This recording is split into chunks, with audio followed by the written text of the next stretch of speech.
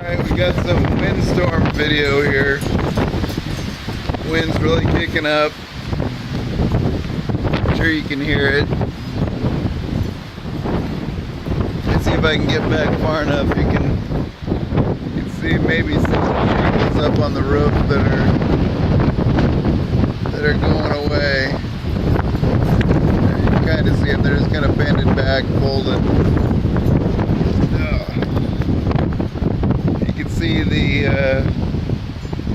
kid's trampoline left and is now out in the field. Chicken house is still here.